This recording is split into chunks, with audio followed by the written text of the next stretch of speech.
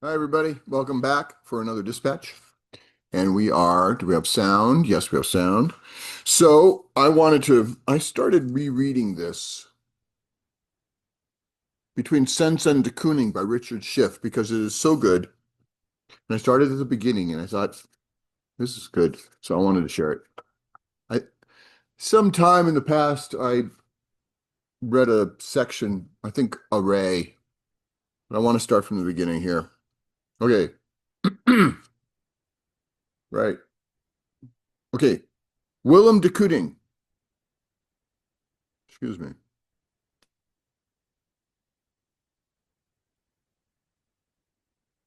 suppose I shouldn't be doing that while I'm being recorded.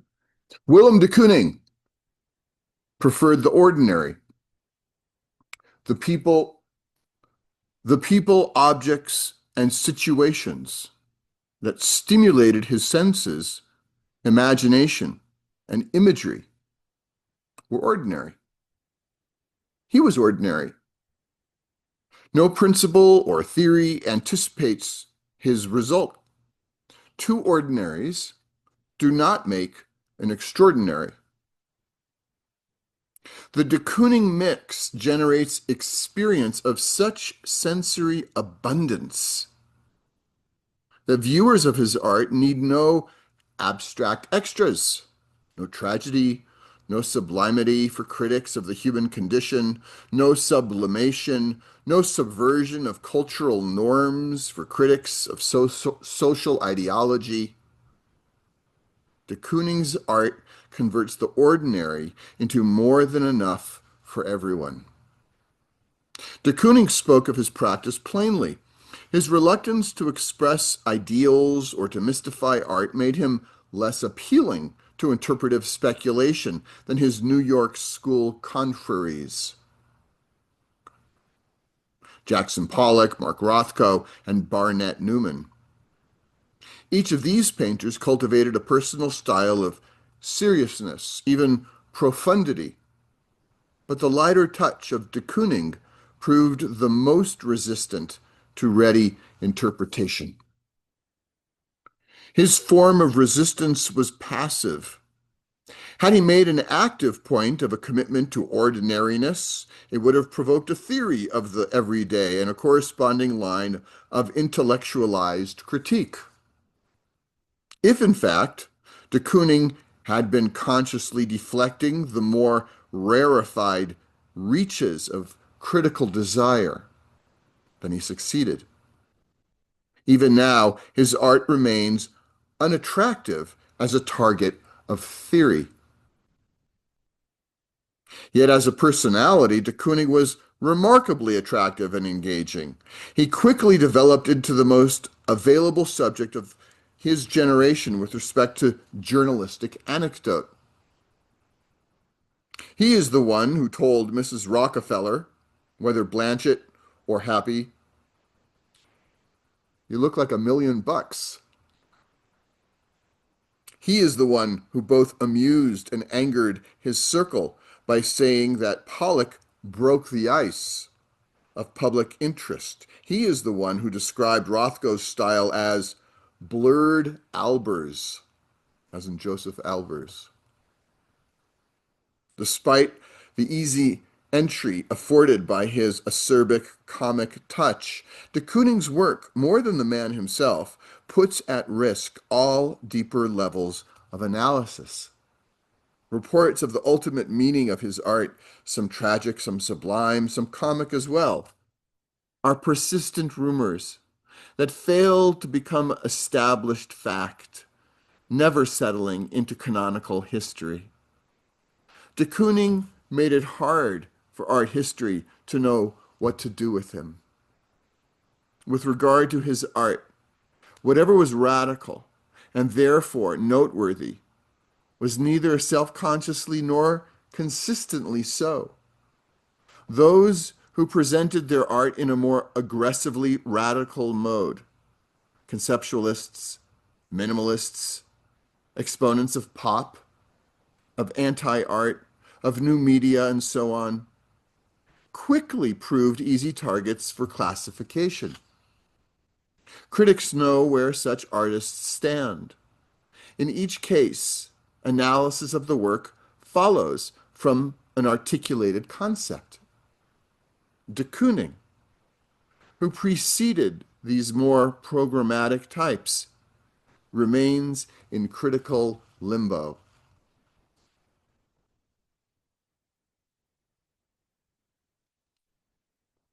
There's something so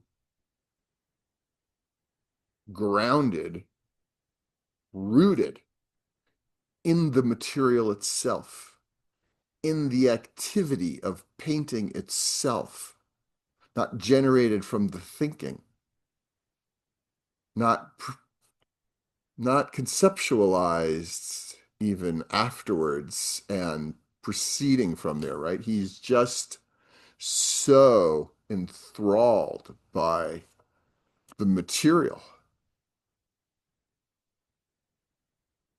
And there's such a creative abundance in the material. The the material isn't just material, right? It's like it's alive. And okay, maybe a little more, and then we'll stop. Well, that's the actually that was the very beginning. Now we're in a section called stop. Okay. De Kooning. De Kooning produced effects as if they had no cause.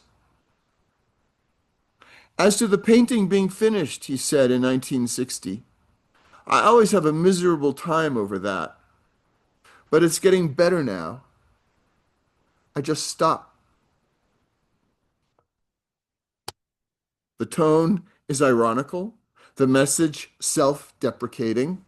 De Kooning exhibits a bad boy attitude toward his public. He would confuse them with regard to the seriousness of what he does. He claims that he just stops, a statement barely credible. It implies a lack of direction and inverts the sense of an explanation. The artist seems to be removing any trace of motivation. Where does interpretation go when nothing identifiable, no particular force or purpose, not even a neurosis, part hidden, part exposed, is leading the artist and his art to a proper end? We might decide to call de Kooning's theoretical bluff and expose his pose as fictive, a Finnish neurosis that never was one. The imagined condition he announces as his reality is not a true fantasy. He must instead have calculated the effect of his statement, I just stop, as an assertion of ideological independence. He had a strategy. He knew that his audience would applaud and idealize his apparent freedom. Nothing directs him to stop, he just does.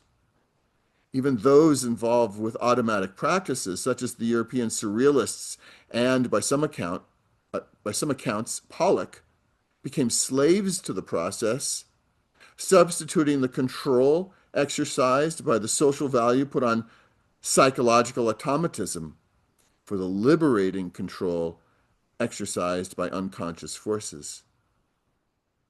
De Kooning claimed neither determinant, no unconscious drive, no social imperative. He was neither discovering a self nor asserting one. He was making art. He was acting. He was free.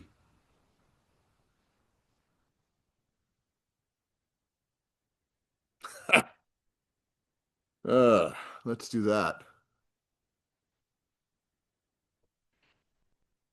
A little more? A little more. Okay. By acknowledging that an artist of de Kooning's type does as he wishes with impunity, though those sharing in an American culture of conformism would have found potential relief, whether or not they realized they needed it. An artist's freedom brings freedom to all others, the welcome illusion of freedom's availability. Art circumvents the suspicion that no individual is free unless all are free.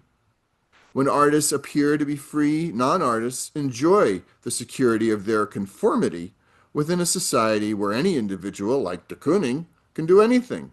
If he or she should choose the exceptional course, because the option to be an artist exists, others can feel free, even in deciding to exercise far less freedom. Everyone chooses.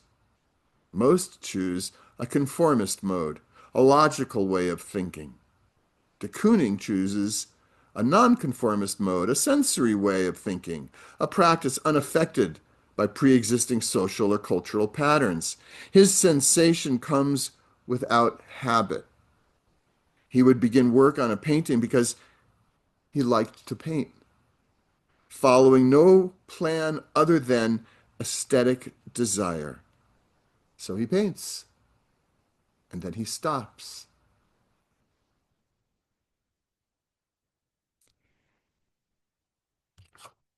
I'll go back to this. This section is takes us a bit to go through. Let me stop there. All right. And just to say, I find there's something about entering into the way Richard Shiff is describing de Kooning's engagement. There's something